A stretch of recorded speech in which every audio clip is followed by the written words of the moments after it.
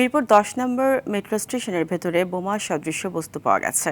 এ নিয়ে অভিযান চালাচ্ছে সিটিটিসি। এই বিষয়ে জানাতে ঘটনাস্থল থেকে যুক্ত হচ্ছেন সহকর্মী সাকিবুর রহমান। সাকিব, বোমা সদৃশ্য বস্তু উদ্ধার নিয়ে কি কোনো তথ্য আছে আপনার কাছে?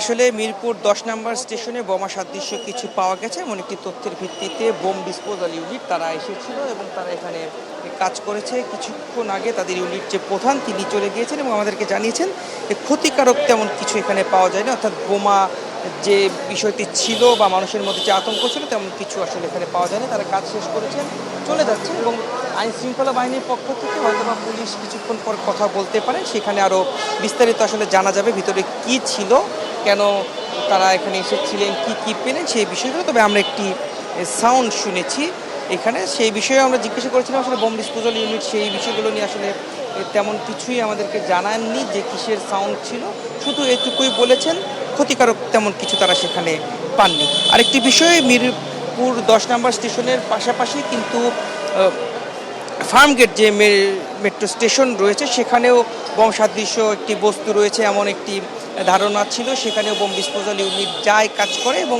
তারা সেই বস্তাটি বের করার পরে জানিয়েছে যে আসলে সেখানে বোম সাদৃশ্য কিছু ছিল না, একটি বস্তা, সেখানে কাপড় বা কাগজ মুড়িয়ে রাখা হয়েছিল। যেহেতু বোম সাদৃশ্য কিছু পাওয়া গেছে এর কারণে কিন্তু মানুষের মধ্যে একটি আতঙ্ক ছড়িয়ে পড়েছে আসলে যে এখানে আসলে কি পাওয়া গিয়েছে।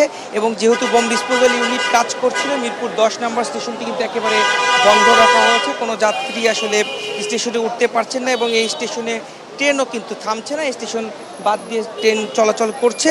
এবং যেহেতু এই স্টেশনটি বন্ধ রয়েছে, অনেক মানুষ সেটি জানে না, যার ফলে অনেকেই তারা স্টেশনে ওঠার স্টেশন মেট্রোতে ওঠার জন্য স্টেশনে আসছিলেন এবং যখন জানছেন যে স্টেশনটি বন্ধ বা কী কারণে বন্ধ, তারপরে তারা এখান থেকে আসলে ফিরে যাচ্ছেন। তবে মানুষের মধ্যে একটি আতঙ্ক কাজ করছিল যে মেট্রো স্টেশনে আসলে বোমা আছে কি না, বা সেই যেহেতু বোম ডিসপোজাল ইউনিট কাজ হচ্ছে মানুষের একটু আতঙ্ক নিয়েছিল এবং অনেকে বলেছেন যে সরকারের পক্ষ থেকে, আইন শৃঙ্খলা বাহিনীর পক্ষ থেকে যেন কঠোরভাবে সব কিছুকে তারা মোকাবেলা করতে সক্ষম হয়।